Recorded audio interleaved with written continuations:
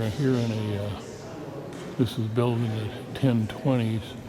Well, the foundations were laid in 300, and then it's been built on and off.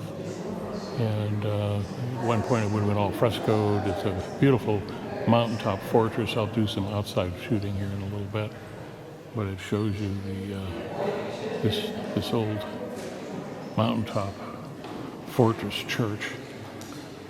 And I went down in the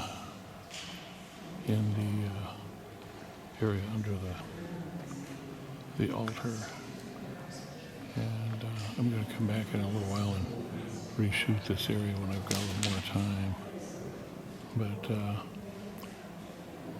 it's a big old building. And now I'll show you how we got in. Come this way. There's a niche up on top here. Doors chained. Okay, if I can get under that, I can keep from banging my head on every rock sticking out of the ceiling. Come up with a very clever way to light it so that you can see your way through.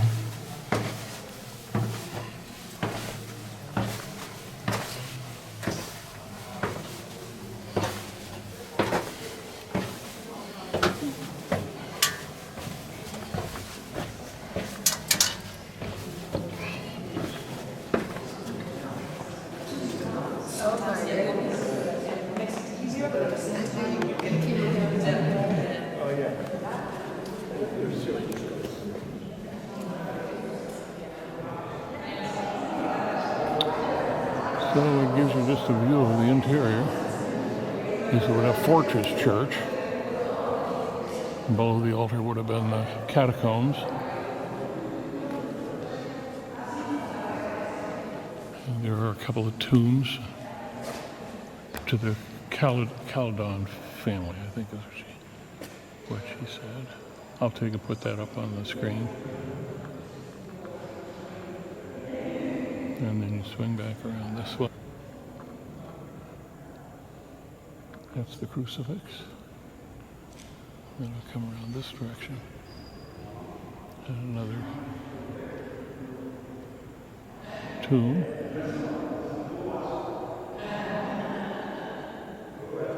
I have a window or a light behind the alabaster up on the top because you can see the light there coming through. So there's either on the other side of the window or they've got it backlit.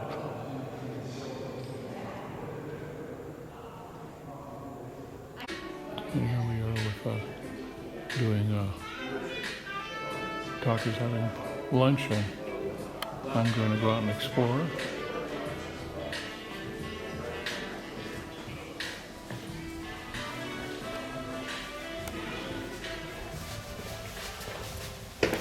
I must have a hotel here too, someplace. A sitting room. It's all been redone from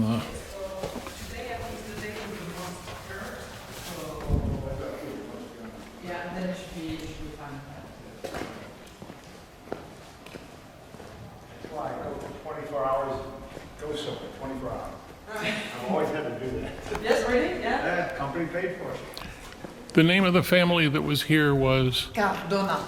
Cardona. Cardona, I think. Cardona. Look, that's the name of the village. Here. Cardona. Okay. Cardona. And Ah. it means thistle. Thistle. Thorny. We are now at the very top of the Fortress Church of the Caldons. I'll take and put that spelling up on the screen. The church is what you're seeing in the distance here next to the swaying shrubbery. And now it's partly a restoration and partly actually a high-end hotel. And I got some video of the inside, so this is the outside from the very top of because it must have been the final spot. If you're fighting your way, they're fighting their way up, you keep raising and keep going until you finally get to the very top. These are salt mines down here. I'm just going to take a walk around and show you the whole 360 degrees. You can see the white there in the distance. That's the salt.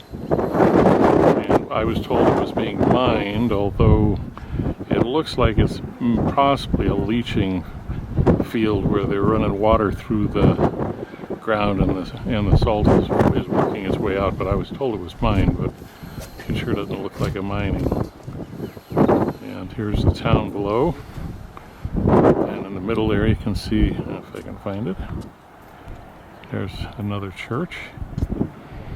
That was for the poor folk probably. And this fortress church was built, well, she said the foundations were laid around 300, and then they got busy around 800, and then they really put the church up in between 1019 and 1030, and all of the interior would have been frescoed, and then they went into ruins, and after the ruins they started rebuilding it, and they sold off all of the nice artwork in order to finish the restoration of the church at some point. I don't really, I think she said it was the 1400s. But so, and there's the church again.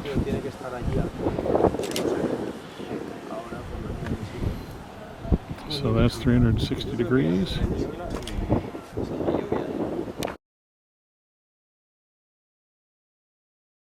Well, here would be the main entrance into the church fortress. And of course you've got your central courtyard. Now these are all finished room hotels.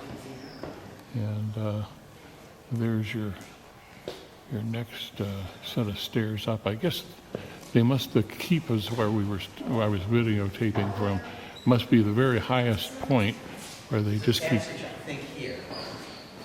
they just keep trying to figure out now what to do, so they keep pulling back and moving higher. And so I think the keep was at the very top.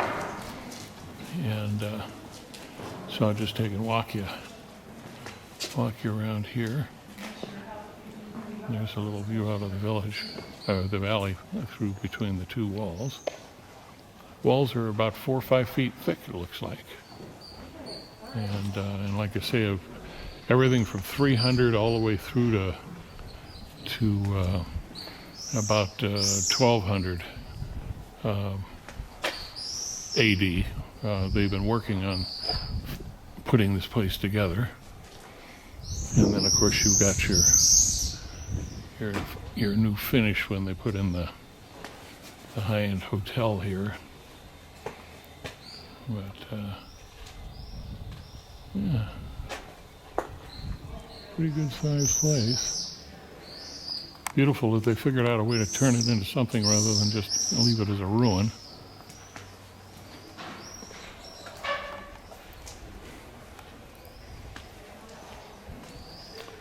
I can walk over this way and see what happened. Finally had to stop taking stills with my Canon camera because I thought I had another battery for it. I knew I was getting down on battery, but I thought I had the battery on my belt that I'm wearing with the camera equipment, and it turned out I didn't. Oh, here's some old crypts. Throw the body in, put the stone lid on. Sarcophagus, perhaps you want to call it. Oh, I'm glad I came around this side. Remember, if you get tired of hearing me just kind of blather along, you can always turn the sound down and just watch me stumble my way along. A couple people from our tour up ahead.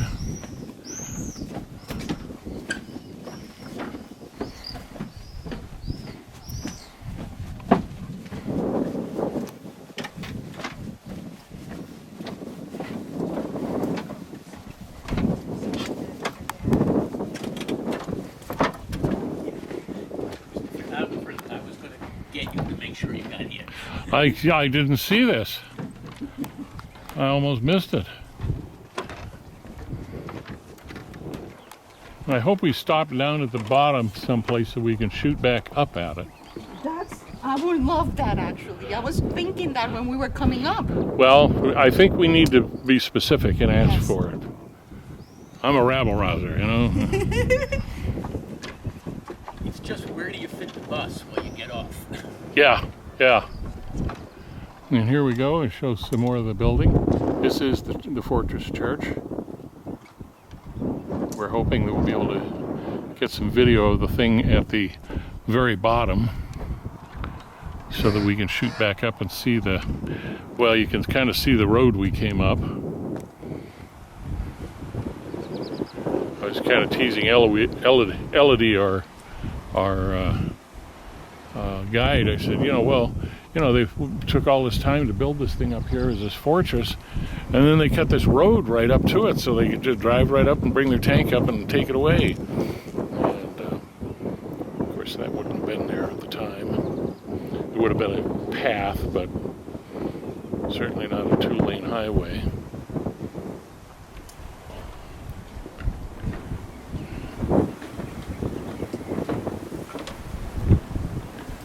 A little greenery up here.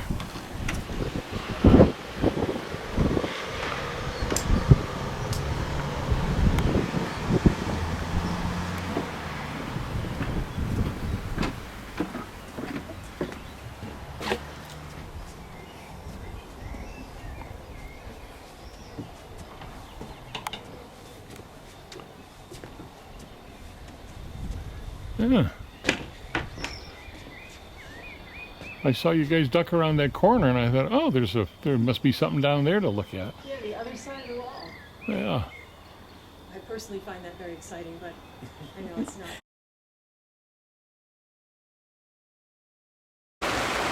Well, I will get the name of the town that we're in. We're up in the mountains now in the Pyrenees, and I just came up to, and it was raining when we got here, and it finally stopped, and then I went out and did some walking around.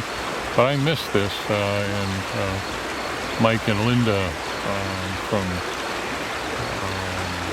Fort Lauderdale said, "Hey, did you see the Olympic venue for the whitewater rafting?" And I said no. So anyway, so they told me how to get here. It's only probably 300 yards from my hotel, and so this was where they did the kayaking. For the Olympic medals for the I think it was 92 Barcelona games. Definitely the Barcelona games. I think it was in 92. And you can see the poles that are hanging down. I'm assuming that they had the water pumping at a much faster rate than this. This is kind of a lazy river deal now. But I guess at certain times of year they've got a rental place around the corner here, and I guess they let people come in and crash their way through the rocks. That's pretty cool.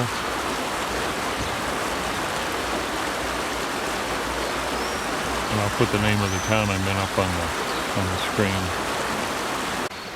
And here's a little more of that Olympic run. Apparently they must have had 2 different channels, because here's one, and then there's another one coming from this direction. It comes up. Ooh, some sort of little bugs this village. But anyway, very cool. Up in some pigeons. Lots of pigeons.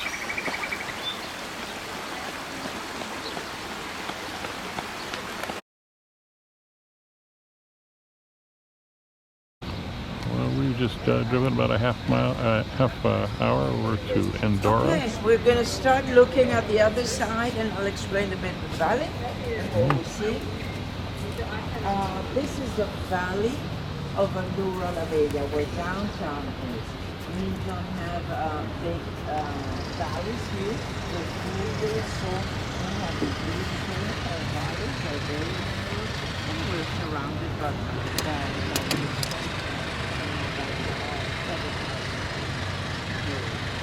this is the biggest valley. And as you can see, the mountain facing us, and almost no construction. That's because it's a crazy side of the mountain, and people who live in the mountains, and other like Sierra Nevada and Andalusia or other places of trade, they're always built on the south side of the mountain. Okay, we are here in Andorra. This was the original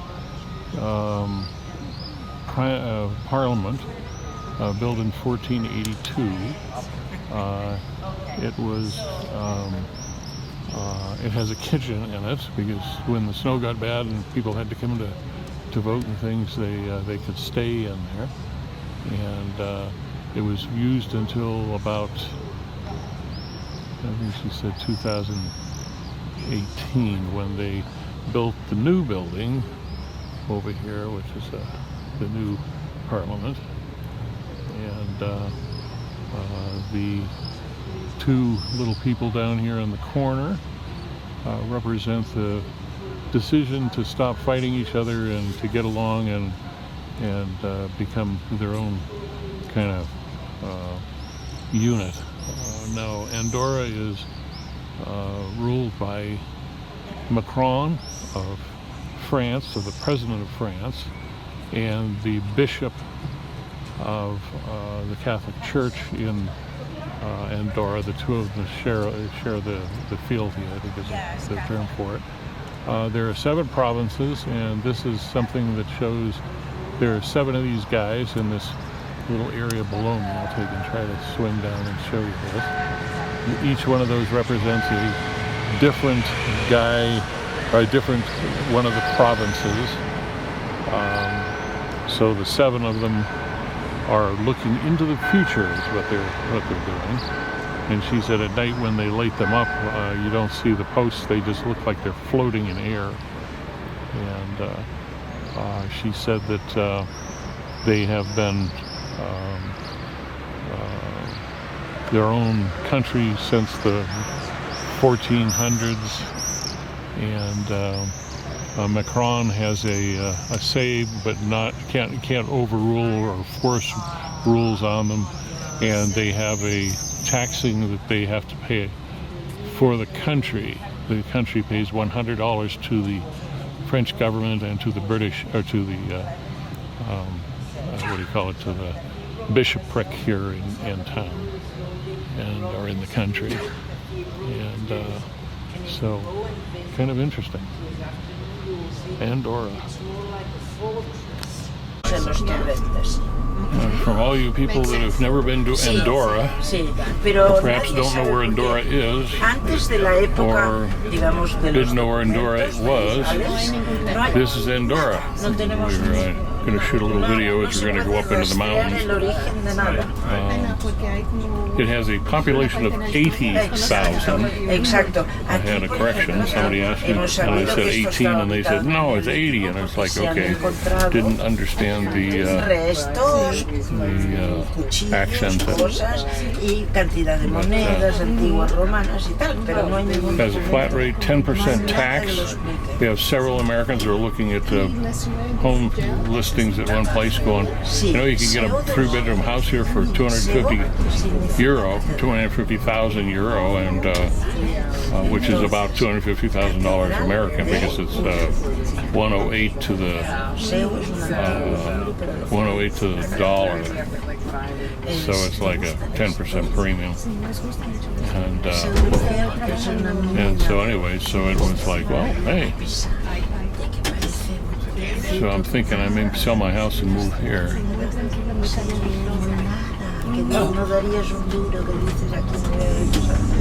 They do get 3-4 feet of snow in the city during the winter. And up in the mountains, of course, they'll get 3-4 meters. Or 5 meters, or 6 meters. Depends on the year.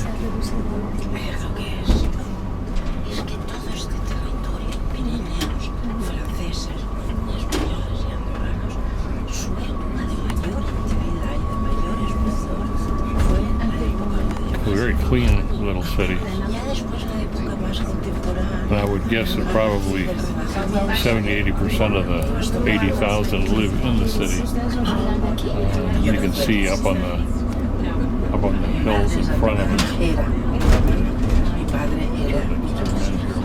Yeah. I was going to say, You can see there are housing continue with your up on there, but it's not like Monaco where they tore everything down and just build and build and build and build and build and build.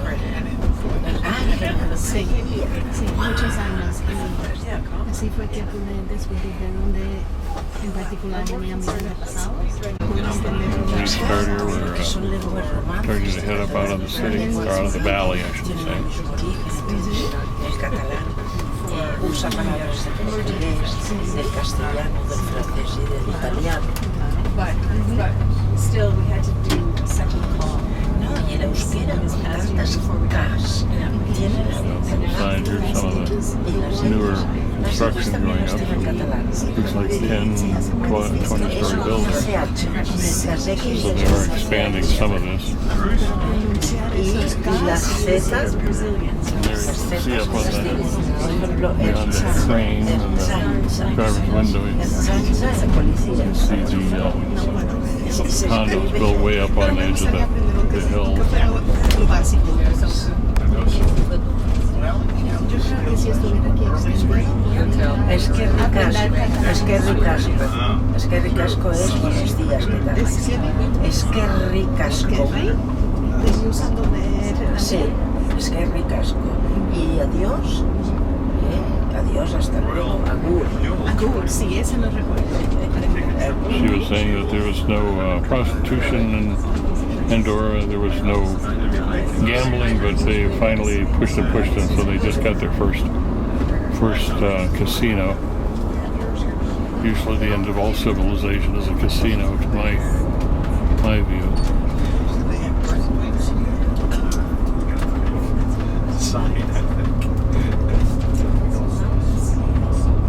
Es muy interesante todo la historia, ¿no? Porque es que si tú, a mí me apasiona porque la historia en realidad es un reflejo de lo que somos ahora, de por qué llegamos aquí y por qué somos como somos. Y la historia se repite. Sí, sí. And now we're going to start doing some You guys should have taken the bike tour, Mike. road climbing here. Yeah. Downhill, guys. Cuando estábamos en el pueblo, estaba una casa que decía Católica. Sí. Mis hermanos tenían su casa. ¿Así? Sí. Le tomé una foto para mostrarle a mi mamá. ¿Y dónde vives en Estados Unidos? Do you have Virginia? Muy bien. Se vive bien. Se ve muy bien. Es como muy So auténtico. now we've left the Sí, Virginia. valley proper and it's getting a little less populated. La área que nosotros vivimos de San Miguel está muy sobrepoblada. Sí. Porque está muy cerca de DC. Ah, claro. Entonces, la mayor parte de la economía, del gobierno y de la educación está concentrado en esa área. Pero Virginia, como tal, es un estado bien rural. Y hay mucha naturaleza, muchos parques. Qué bonito. Sofía, Sí. la gente está preguntando si eso es una zona activa Si es una zona activa. sísmica. Ah, ¿sabes qué pasa? Intento no hablar porque como está grabado, no quiero que mi voz se le ponga Yeah, en she su doesn't want. vídeo. She's trying to not answer since he's recording. Okay.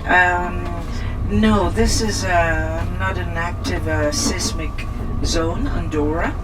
Around Andorra, more to the side of northern Catalonia, Alto Jail. Sometimes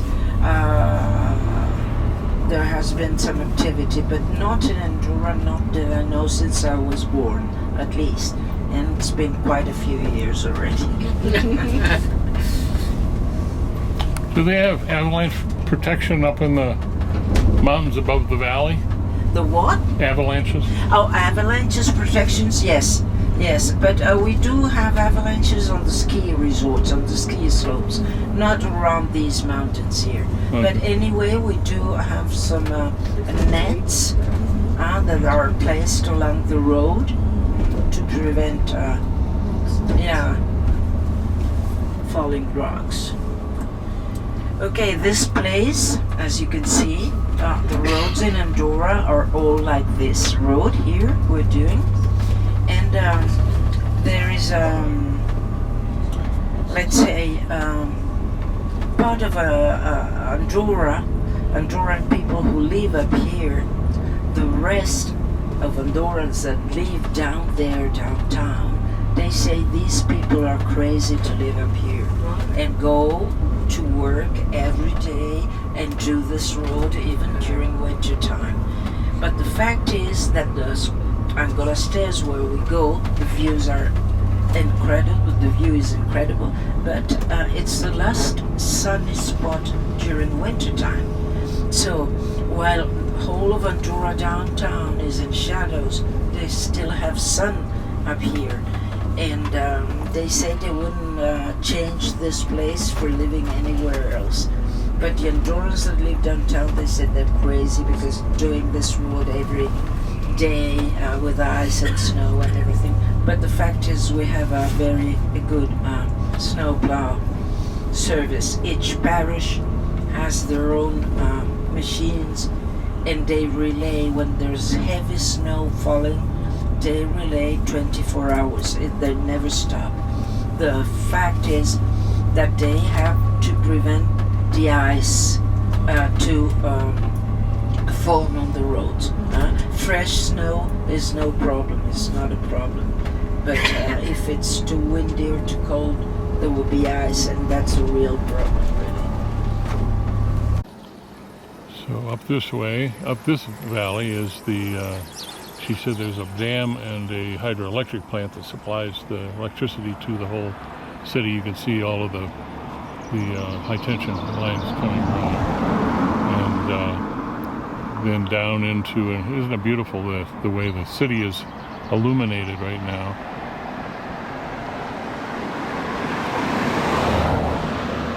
So there is the city itself.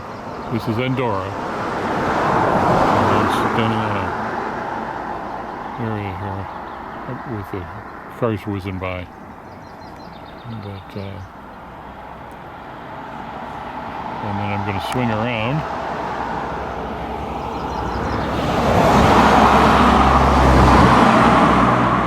This is a medieval bell tower, or a church.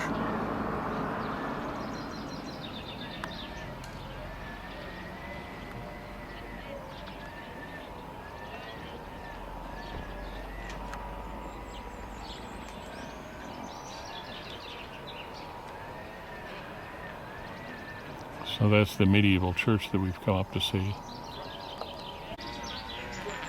Different view of the thing. She said that they put the bell tower up and they didn't seal those off because it would have been a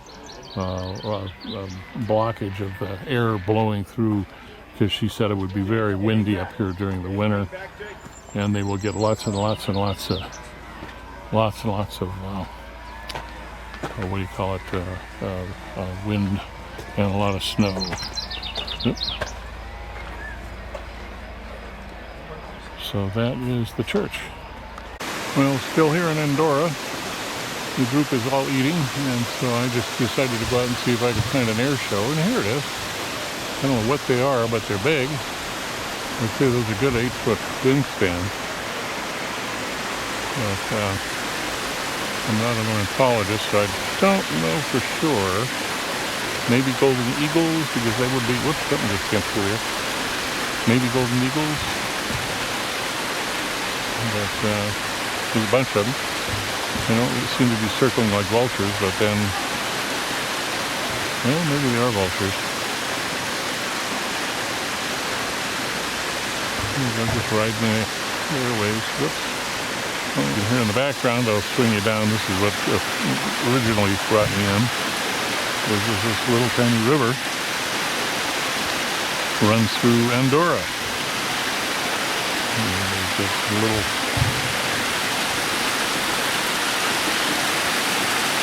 steps to bring the water down. Beautiful place. I'll swing around the other side. See the other end of the river as it heads down further.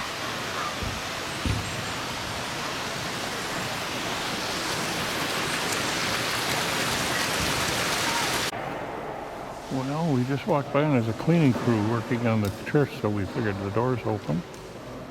And so I said, why don't we? And so the guide went over and checked and said, they'll let us in. This is a huge old Gothic church from the 1100s. And yeah, this is very cool. This is huge. And here we are at the transit.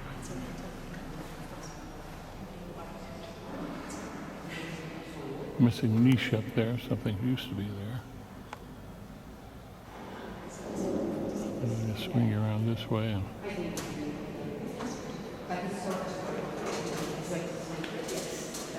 The Renaissance and all the Gothic and all the Baroque disappeared from the building. Was this in the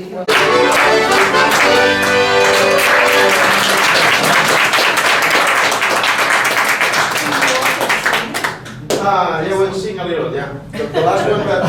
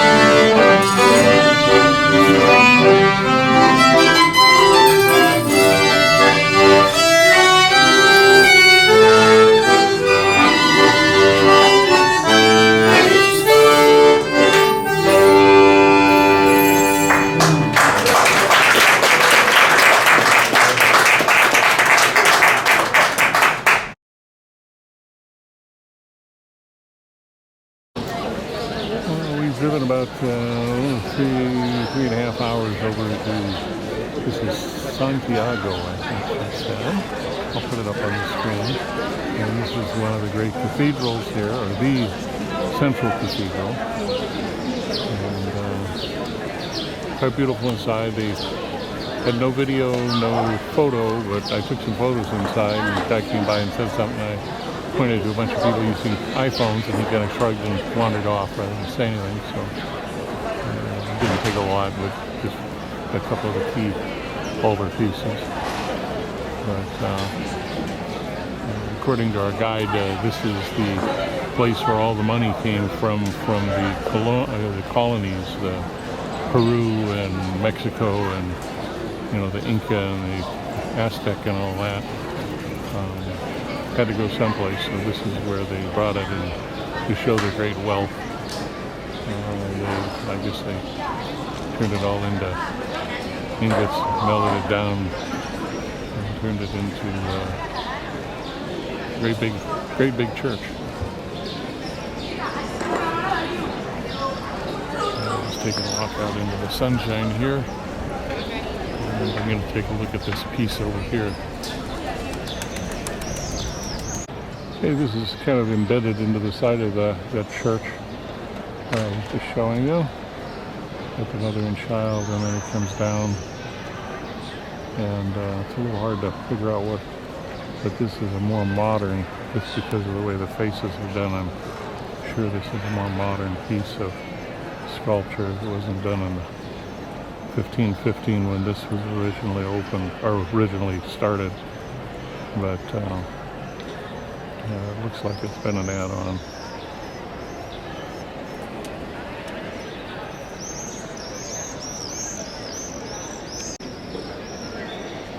And again, a little more of that same church. And then I'm going to walk down this way. It's a huge courtyard, or plaza, or square, or what are we going to call it? Rectangle, actually. And there's a couple more churches down there. These are hotels. Okay, I've come down to the other end of the far end of that huge square and found this very old church. Unfortunately, well, there's a guy lecturing with a group with earphones, and I stopped over to see what he was talking about. And unfortunately, I think he's speaking Italian, so it was no help to me at all. But this appears to be an older church because you can see the Roman brick. And the thing that I thought was interesting is, even though it's got a cross on the very top, when you zoom in, it looks like it's a statue of Apollo in the niche in the front. It's definitely not Jesus. Well, it might be Moses. Let me see, does Moses have horns?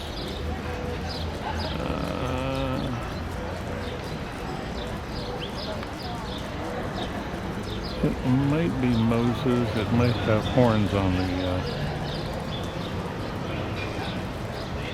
statue, because there is a statement in the Bible about Moses growing horns.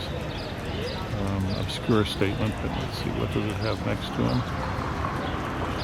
I don't know what that is. Looks like a skull, screaming skull, but not sure.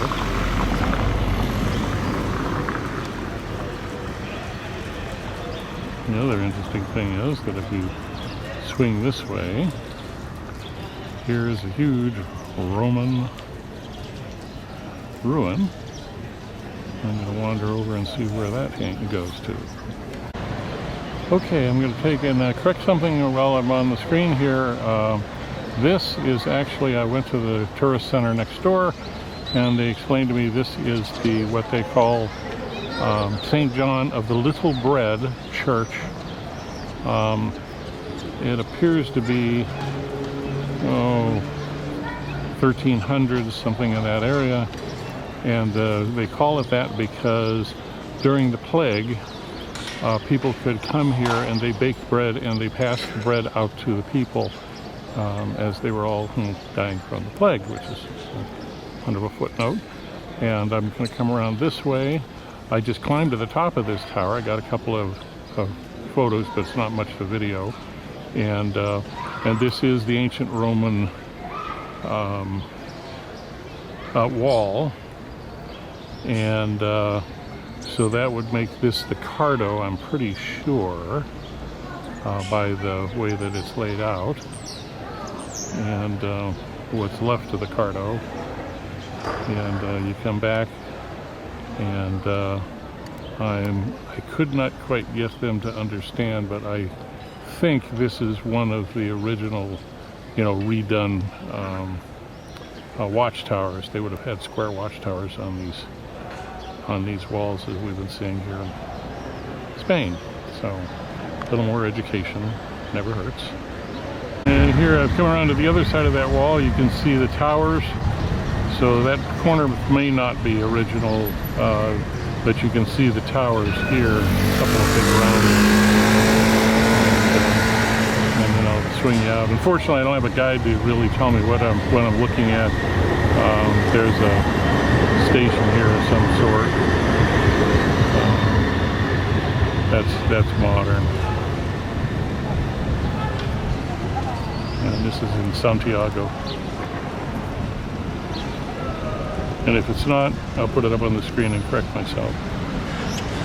And as I was walking around, I just realized that this is apparently the Leaning Tower of Pisa's little sister. The Leaning Tower of St. John of the Little Bread. Because if you can't see that thing listing several degrees out of upright. Here I'm missing something. But that's a pretty good lean. Well, I've come from the far end of the square over to this church. Fortunately, it is closed, and the guard on the front desk spoke no English, so we kind of stared at each other. He was trying to communicate, but unfortunately, I said to him, "Dumb American, I only speak English." He got a good laugh. He knew that much. And we did hear that this area was never conquered by the Muslims. So I was curious, because if you look at the mosaics on the side of this church, I would have bet that that was a mosque, and those had been, but we were told that they never got here. So this was a Christian church built, I don't know. But hopefully I've got a little brochure and I can go in and do some research on the internet, and I will try to get that information onto the screen when I publish my video. I'm just going to walk you through here. This is the, you can see the top of the pinnacle on the next church. That was the one that we started with.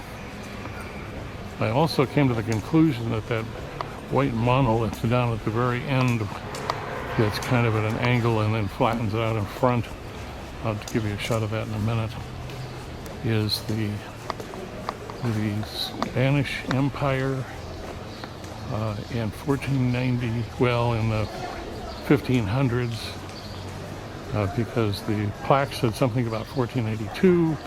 It was executed in 1981, and if you put the jagged two pieces together, it seems to make, and here I'll stop and zoom in, it seems to make up North or South America and the Central America, which would have been the main part of their thing. It doesn't show the islands and it doesn't show Florida, but I could be totally wrong, but that's what I came to the conclusion.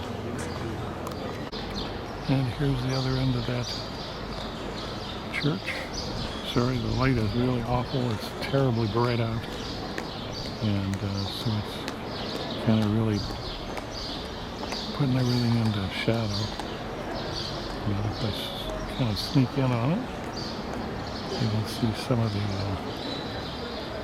statuary on the front, the niches.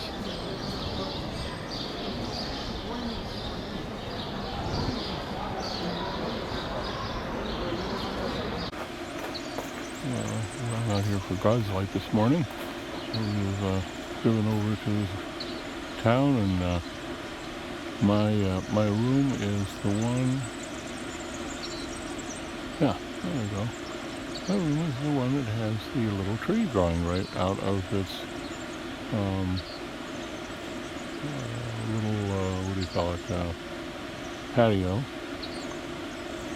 And I'm the only one on this side of the hotel. Everybody else is on the other side. But that's not really the story of the hotel. This is a Frank Gehry hotel.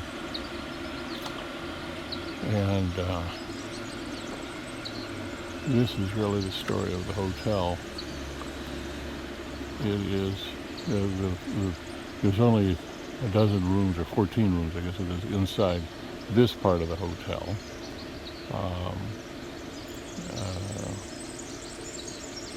But I'll move around and you'll see all of these crazy aluminum foil shields all over the top of it.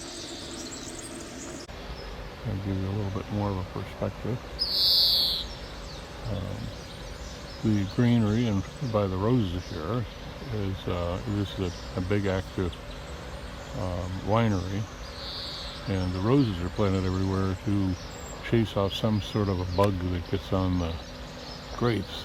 So it's the way that they eliminate the problem with the particular item being eaten and getting the grapes all eaten up. So This gives you a little bit more view of the hotel. You can see the colors up on the aluminum foil, so to speak. And as I said, this is God's Light. It's about 6:30, and this is our neighbor across the little village. It's a great cathedral. I actually have my room is targeted perfectly so that I can lay in bed and see the cathedral off of my bed in my room.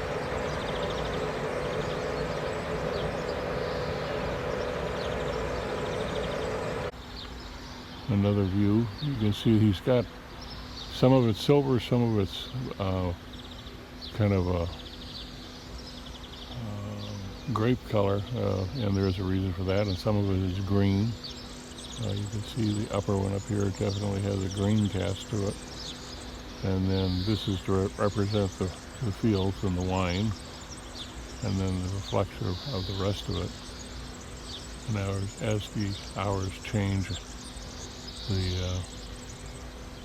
so does the colors and everything move. It's really quite spectacular. And you can see these are the rooms with the wooden windows. Everybody's still sleeping except for me. Although Dieter just went by, some big German.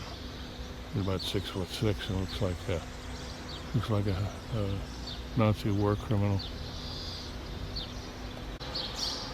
There's a in view.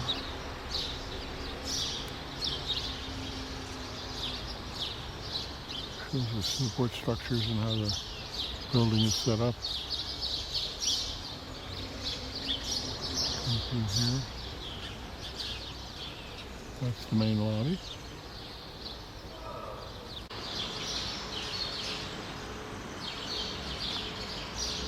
And out there was where I started with the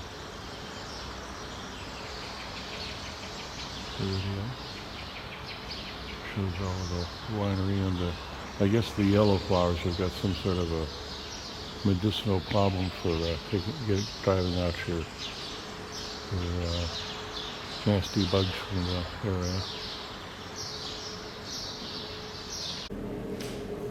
I got permission to come in and take a look at the bar up here, and they do have a few bottles of wine. This is their wine collection. And then you come back around, and they need more wine, of course. They were telling us that they have a very elaborate little bottle of wine in the room, and it's all got a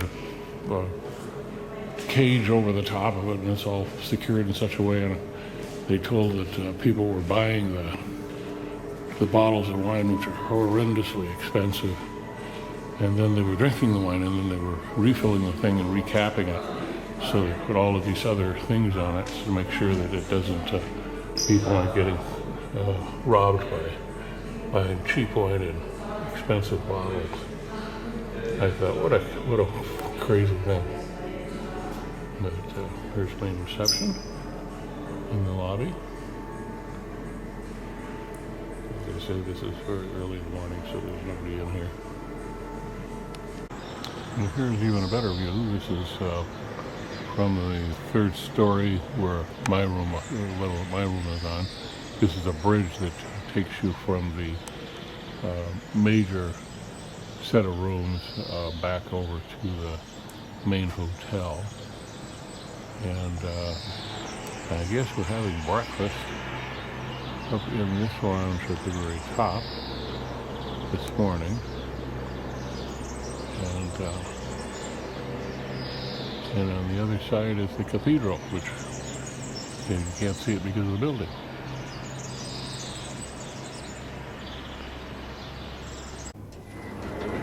And I'll walk you across the bridge. Up above you can see the cathedral through the structure of holding the bridge up. Now we're starting to really get some good light.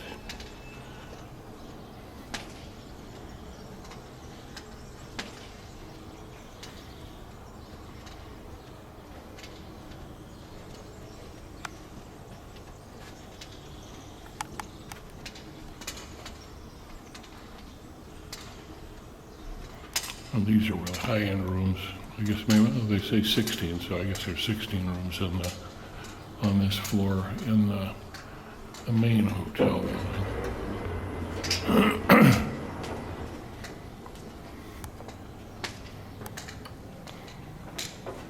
We have a beautiful black bottom pool here. I'll have to try to get down, and they won't let you in unless you're properly attired, and no video if there's anybody in the room, which I certainly understand that.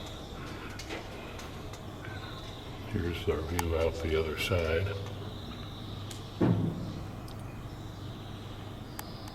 Very spectacular. And this is the hotel room. Like I say, I'm the only one that got a view room. There's the little tree. I have a perfect view of the cathedral. Let me step up here onto this. Ooh. And here we can see the Gary built hotel, the village,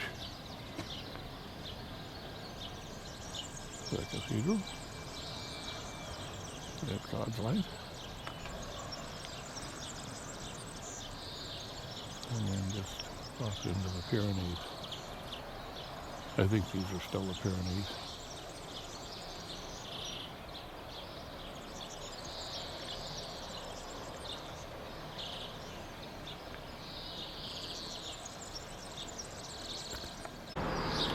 And here from one of the balconies off of the upper fancy restaurants that they have. I figured I'd do a slow pan around to give you an idea of what you're looking at. This is the Frank Gehry Hotel. Now these buildings down below are sport facilities. There's also there are rooms in here, so and meeting rooms. And then you come around and you can see all of the terracing and grapes everywhere. And somebody finally woke up. That's a big woodpecker. That's a really big woodpecker.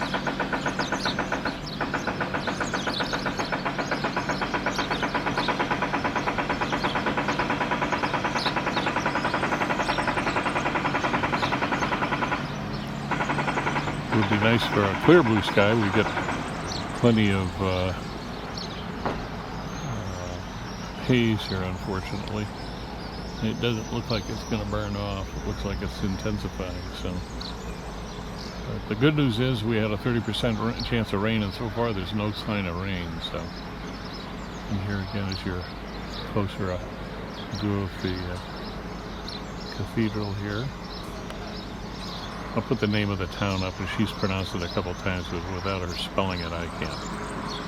There's no way I can possibly come up with the right answer. So,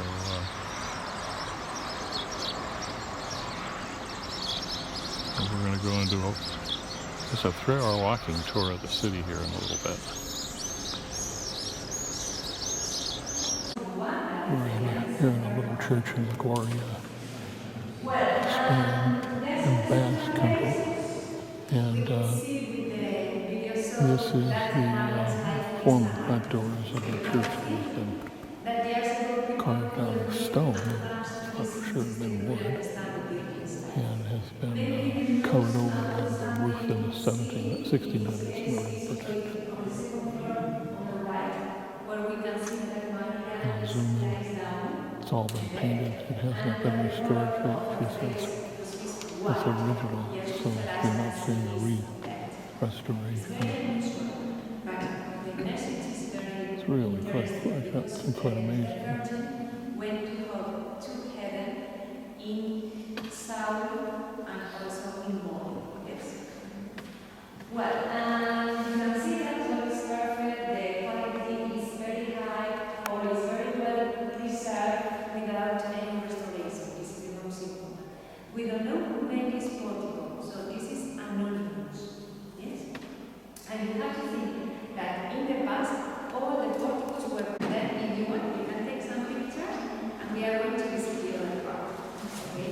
And we are not going to come back again here. So, if you want, take the pictures now. Okay? Which one's St. Peter? Sorry? Which figure is St. Peter? St. Peter is the first one. First. With the key.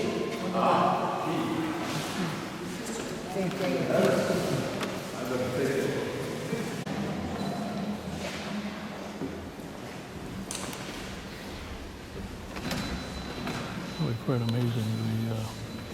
The faces carved from stone, and they really look like the faces. The beards look like it's really hair.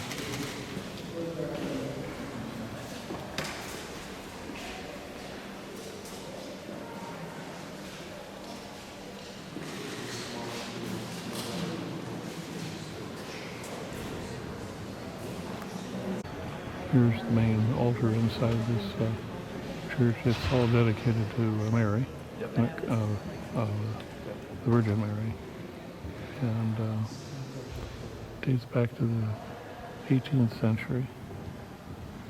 And she was explaining, and it was really hard to understand, and between an accent and everything, what was going on. But she was pointing out, and I noticed this when we came in.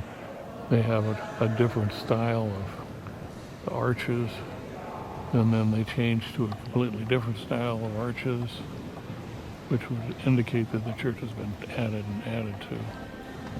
And but the outer deck that we saw, they said was from the 14th century, 1400s.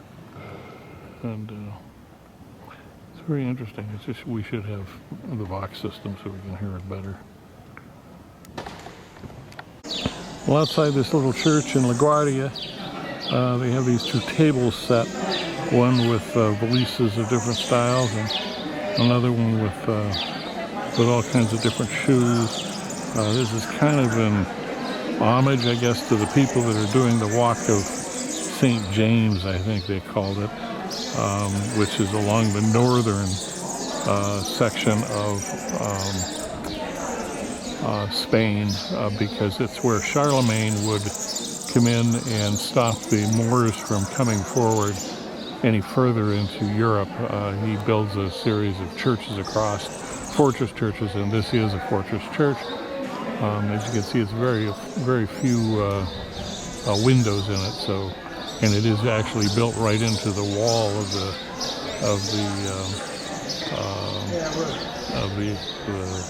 city. Well, we've just come out the side door of LaGuardia, the wall, and take a swing around here. And these folks have got to pick the right choice. This is gorgeous to have the mountains off in the distance, and you've got all of your agricultural down in the valley. What opens up into a huge wide valley. Pass around the tree there.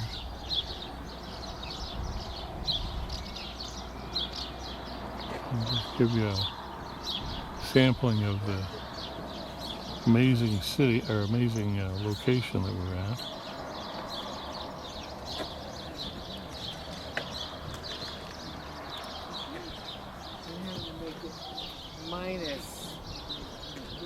The light minus to through.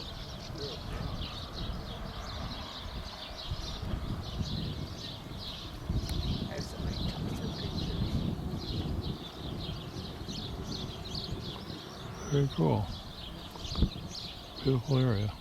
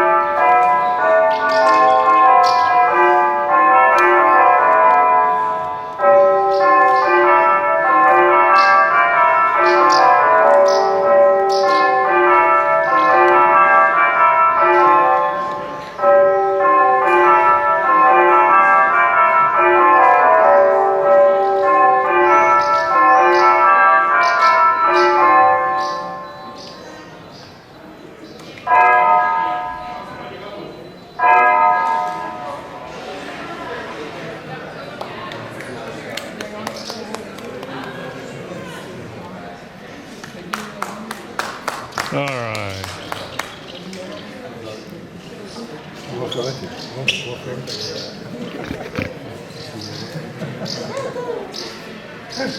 You made this, huh? It's just... Well, we've come over here today to Pamplona. This is where they have the running of the bulls every year. This is a sculpture that talk about it. And there are always 12 bulls, 6 bulls and 6 geldings. And the geldings wear the bells in between here. See, this guy's wearing a bell. And they are trained to lead the other bulls through the streets. And some of them are carrying newspapers. I don't see one of the lead guys here with the newspaper. But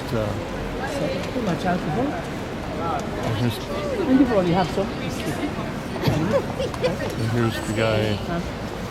One of the guys getting stomped with a, he's got a newspaper. He said the newspaper would be to kind of guide them and hit them, I guess to infuriate the bulls more. And yeah, we got to go over here and rub the ornament. There's some tradition about that, so we've affectionately rubbed the ornament. So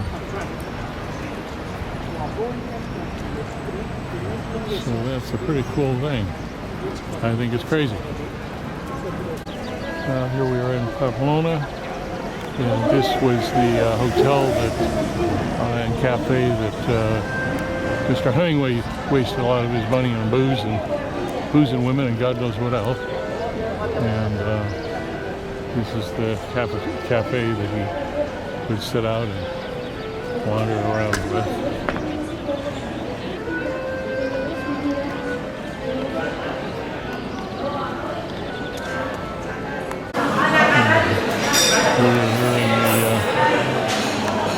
In the cafe, famous Hemingway's been famous.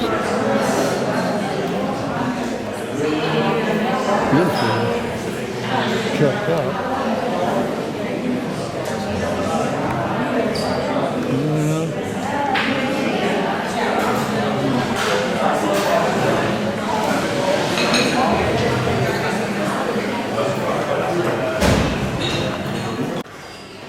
Well, here we are in the Aranya. Finish this We recording. ran a Aranya bar, and this was Hemingway's spot. So they opened up the little sidebar so that we could see where he would have hung around.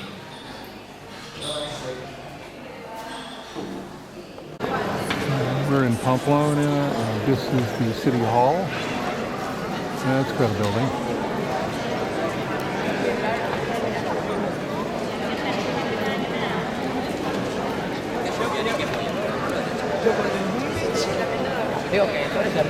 And down through the tunnel here, you can see a church. That's where they do the blessing for the running of the bulls.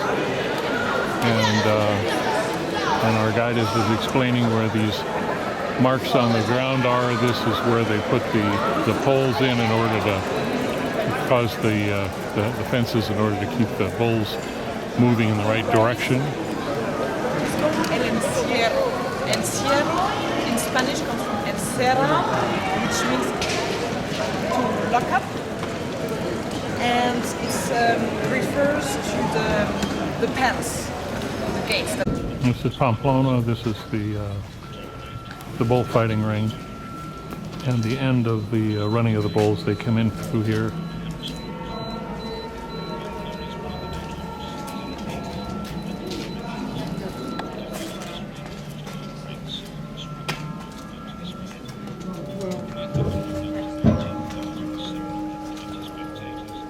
Almost 19,720 people.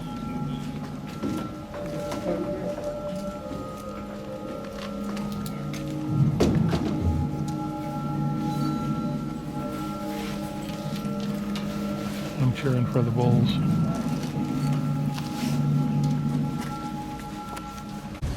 Well, we've driven about another hour and a half, 2 hours. This is San Sebastian. This is the Basque country. Unfortunately, it's a little overcast, so we're not getting a really good view. And I'm going to have to, because of these trees, I'm going to have to break this panorama up into several. And here a little bit up the road is, she said this is the Concha, I think she called it. This is the inner bay. And then the whole bay going out in that direction is, I think it's the Observation Bay.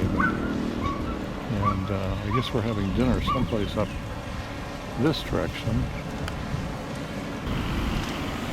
And I guess we're having dinner someplace over on this side.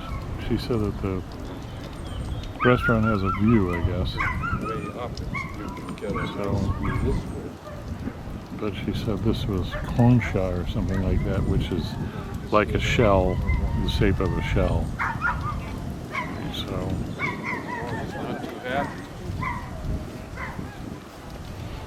have a beautiful beach along there, and I guess we're going to be someplace right about the middle of the screen. If she was kind of pointing in that direction for where our hotel is, so it's supposed to be right across the street from the beach. But again, this is San Sebastian, Spain, which is in the Basque country. The Basques have a different language than anybody else in the world, and they said they also have a genetic thing that they've got like an odd blood type, and they've got a completely different. Their language has no base in anything else. It's kind of like, I guess, the Yugoslavian language, which they say has got no foundation of anything else other than like Finnish or something. It's very strange. But I'll give you as much of a view of the city as I can from this distance with the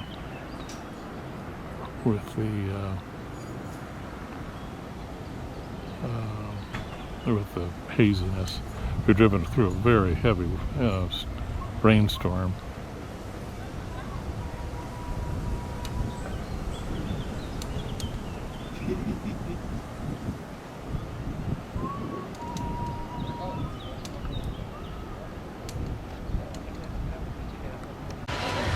Well, as I always say, it's to the talk is all about the hotels, and we are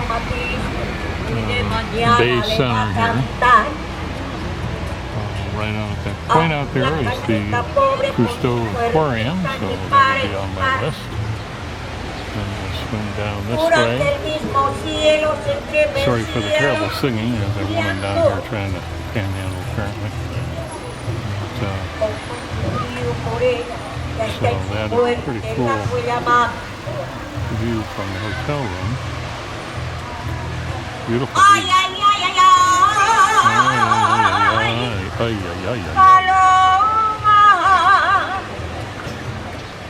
And here's the culprit down here.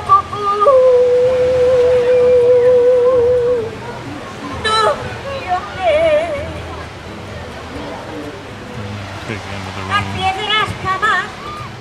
Beautiful room, like I say, nice bay window right out on the front of the beach, and the potty. Again, just a really good, nice, beautiful hotel. There's kind of the fun. Our hotel here has a glassed-in elevator, all wrought iron around it. Kind of a cool little deal. And we'll go in a little longer.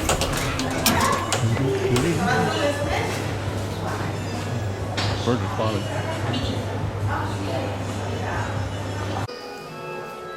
We're in San Sebastian. This is a 1600s church. It's the only thing that survived the Napoleonic Wars. Everything else in the city was leveled.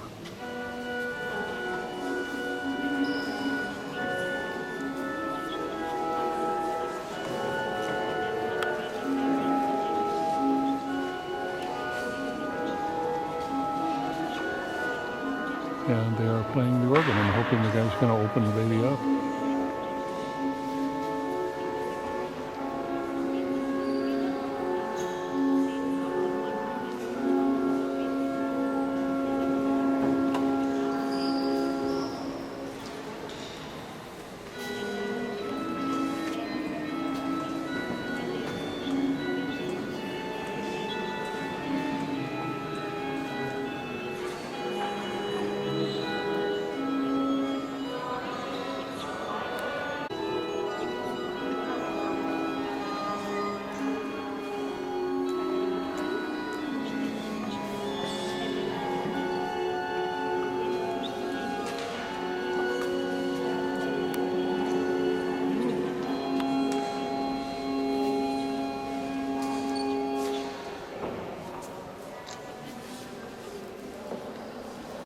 Well, an interesting point that I just found out. I thought this was the old city hall that was being turned into a casino.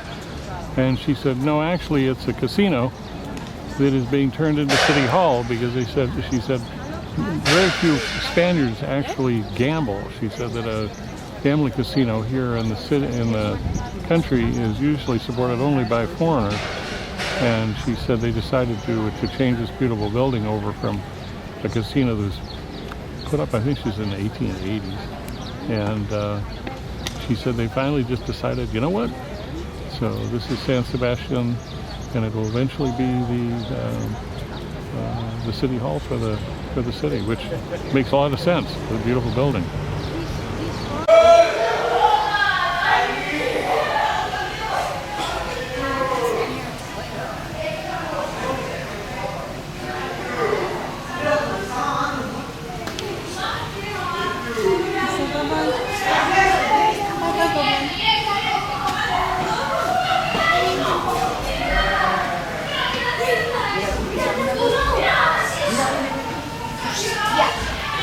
San Sebastian Aquarium. Almost impossible to ever see a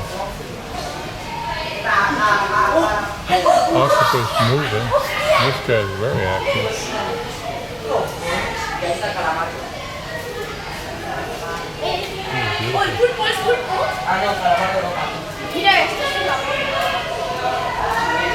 A bunch of kids coming, if you can't hear by now.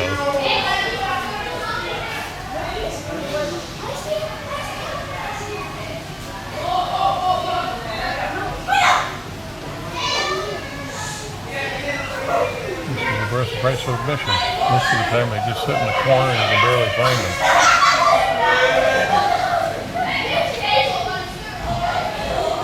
His eyes looking at me, at least I think he can see through the glass. It's hard to tell. It's very dark back here.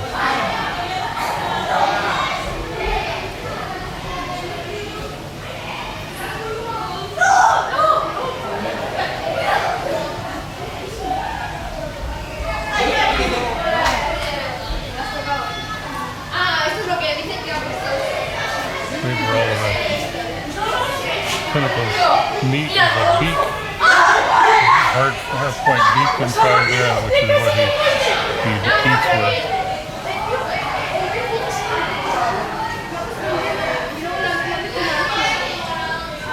You should change colors, but there's not a lot of color to change to. He's not feeling threatened.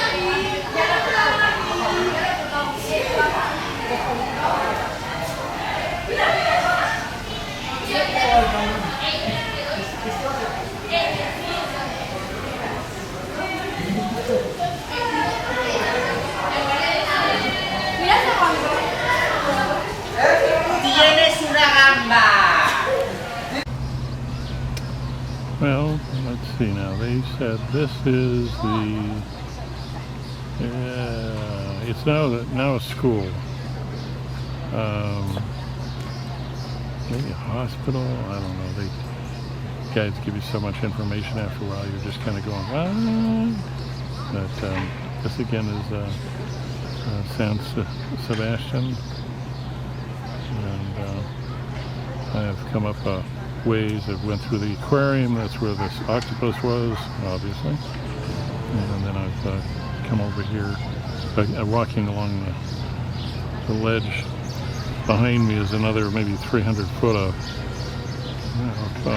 going upstairs and switchbacks and everything to get to the very top. There's a well, their version of Christ or the Redeemer. It's a statue of Saint John, something like that.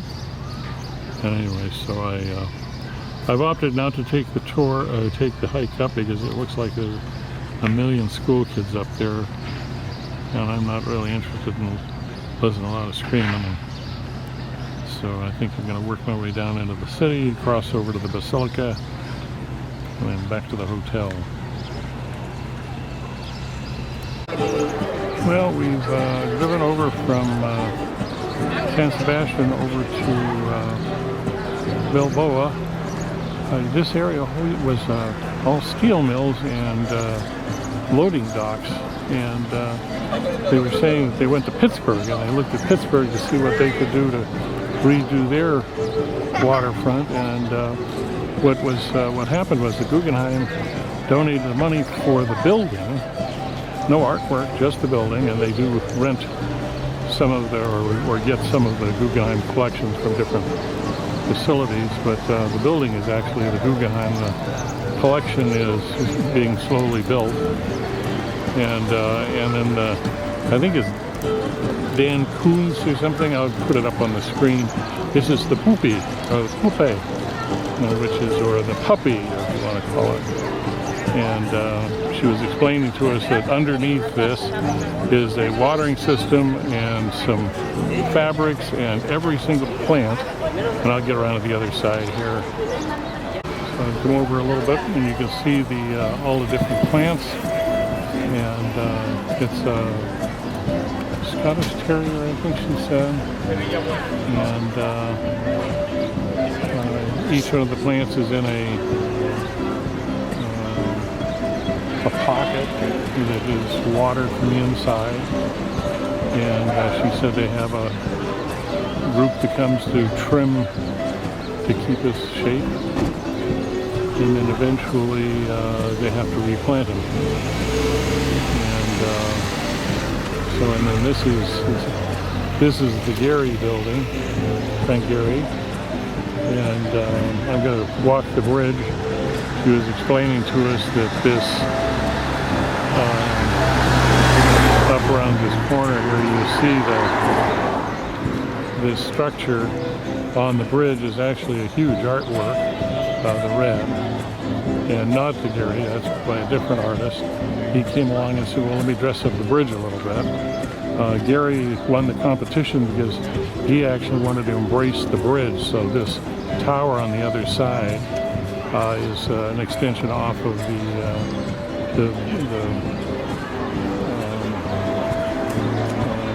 off of the museum. And I think they said it was built in opened in 97, started in 92, and I'll move around and get a better view here in a minute. Okay, bring her around a little bit more.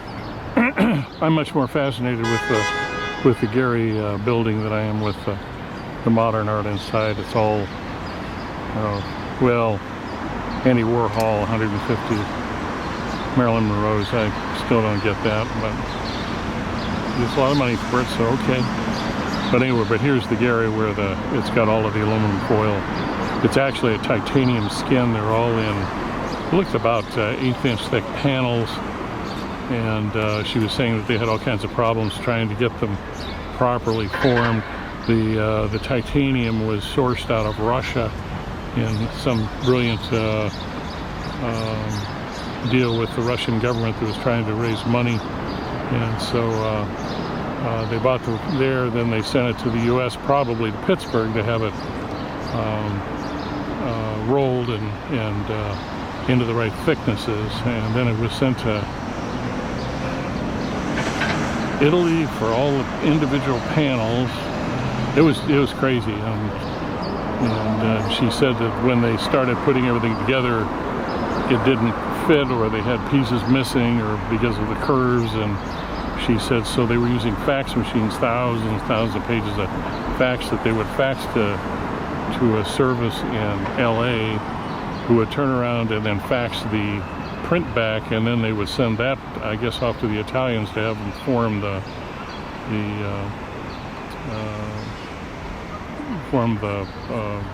the sheet they knitted, and then they'd bring it over, form it here, or they'd form it and then ship it to these guys.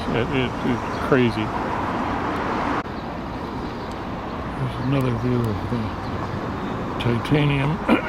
She said the stone is all limestone from a local quarry that she said they believe that they used every shred of this stone that was left in the quarry to build this building. And the outsides are all unpolished and the insides are all polished. And then all of these. And then again, that red bridge at night, it is lit up. It's got all kinds of crazy lights built into it, and she said it's just gorgeous when they turn on all the lights. And then there's the other tower that embraced this bridge that has been here for, I think she said 30 years.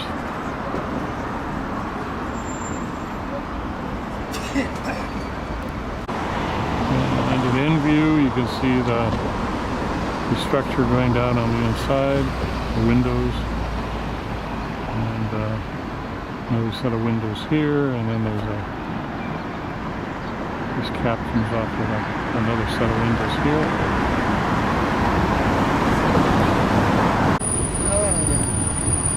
And here's the other side on the river. These ports here, and I'm hoping they said they turn them on at noon today, so I'm hoping that they will have them on time. Shoots flame out, and when she was explaining that, I was thinking, well, sure, that would go right along with the foundries and the steel mills that they had, because they would all be venting off flame from the blast furnaces, etc. And I mentioned to her, and she said, well, actually, she said that was made in 1960. The artist put it together, never found any place to put it, and then when they saw this, they decided to add it to the outside of the museum. And I said, well, that's probably the reason why they agreed to put it there. And here is the world famous spider. I guess this person has done several of these monumental spiders around the world. I've seen one somewhere else, but darn if I can remember what city I was in. But and then I'll swing you up around and again to the face of the Gary building. You can see the river running past it.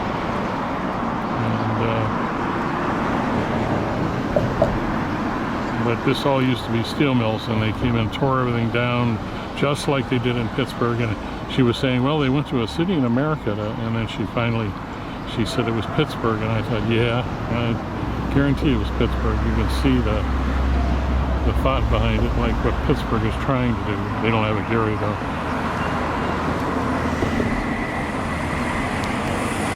And I promise this will be the last thing I shoot of this. Very similar to the hotel. I mean, it had the big canopies like this. That's a lot of titanium. Holy crap. And this is also a sculpture that and I've seen something by that artist too.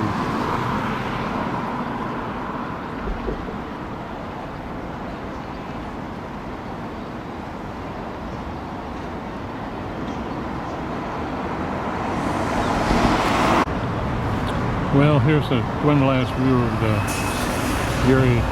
I was told that at noon that they're supposed to run this fog machine, and then they're supposed to light the four big burners. And so far, nothing's happened. So I'm thinking somebody's not paying attention. But I don't see anything happening. So I guess I'm gonna have to go back because I'm expecting that to be.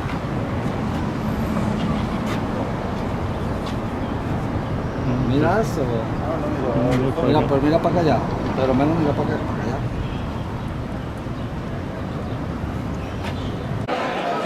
Well, we've driven a couple hours over to, you know, I don't know, I can never tell what she speaks the sounds of these things so quickly. It's like, yeah, I don't know what the name of it is. So I'll put it up on the screen. This is kind of like, I guess it's kind of like a colonial Williamsburg of Spain.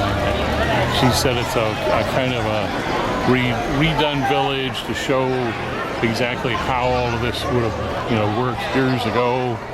And so anyway, so it's very beautiful. We've walked up in.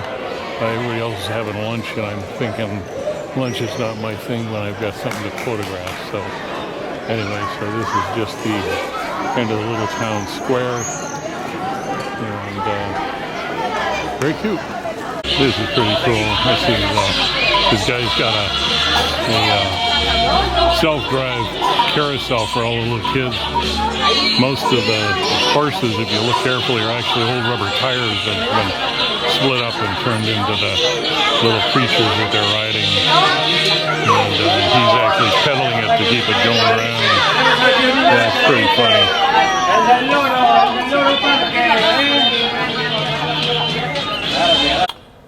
Well, we've driven over to Lyon, and we're staying in a Parador Hotel, and we're trying to figure out. They had all the streets blocked off, and now it's a race, and these are people standing watching these little I call them buzz cars, little tiny cars that they come blasting through. One of them just came around, made a circle, and went back out. But we're actually staying in what was an old monastery, I guess. And the church is on the right.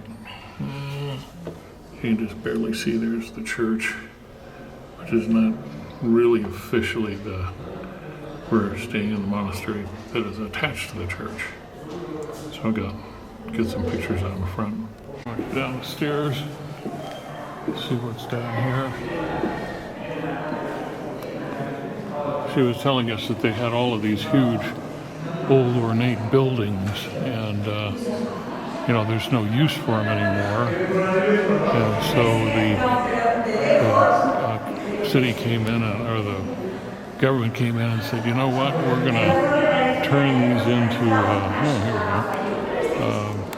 we're going to turn these into some sort of, you know, other use. And so the other use is they've made them into these Parador hotels. I think she said there's 18 of them. And we'll go over this way and see where this is. We've got the old art from this I think is a private party, so I won't hang out too much over this, because it looks like it's a christening or a little girl here in like a wedding dress. Must be maybe a christening. But, kind of an interesting way to reuse the unique space and not just tear it down.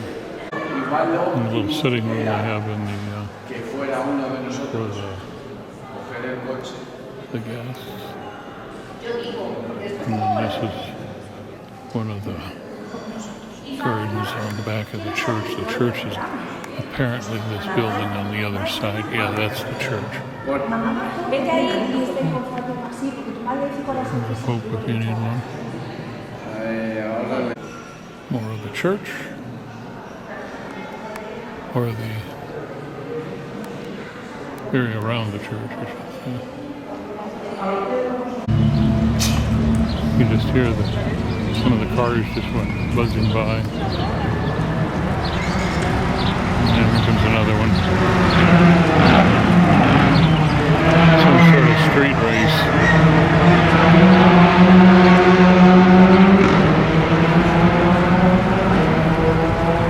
She's pointing out this is a pilgrim that has come a great distance and is exhausted, and so he's just kind of laid down there, or sat down there and taking his shoes off.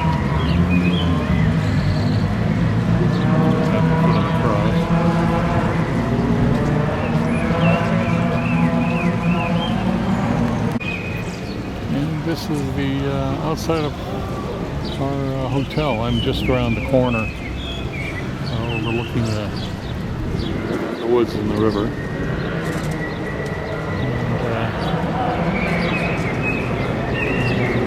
And here is the church that's attached to it, but not. You can't get from the hotel into the church. You gotta come outside.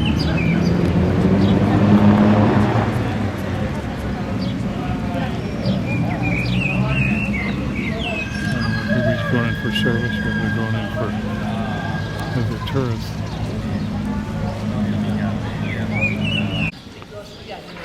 Well, we're here in Lyon this morning.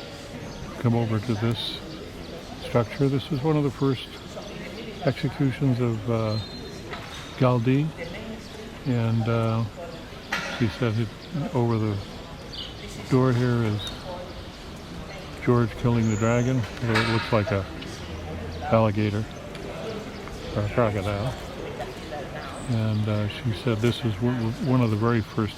This was a private home with an apartment building in it too, so this is where he began his work. And over here he's got a little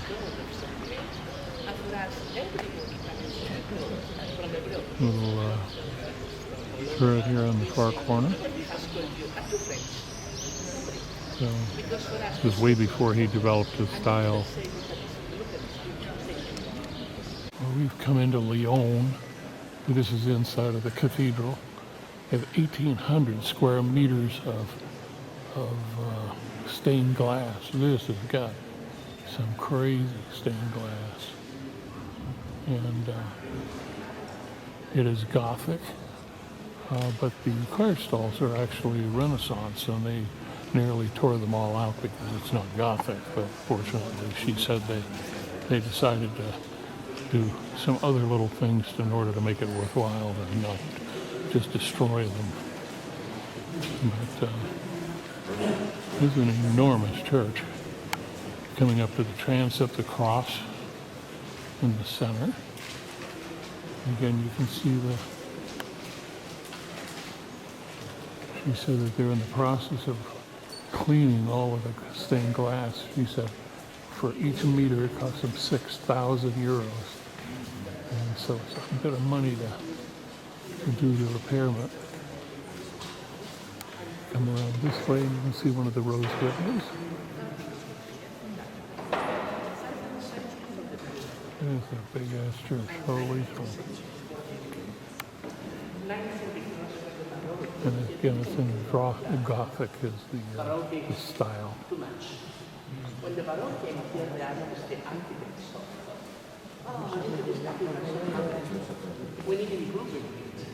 then we'll swing around and you can see the choir.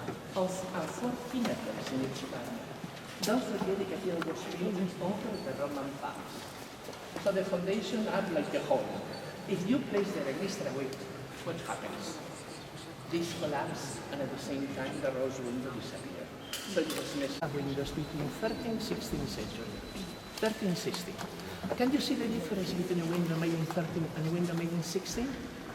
Have you seen glass makers working? For instance, today you can see that in Spain, in Segovia, in Italy, at the island of Murano. And it's very interesting to see glass makers, how they work, like in medieval times, using only their hands. If you work and you use your hands, when the glass is flat and when the color is inside the glass, it's impossible to get the same thickness. Perhaps may vary the glass from here to here, only 1 millimeter, but enough when the light is coming through. You can see different nuances.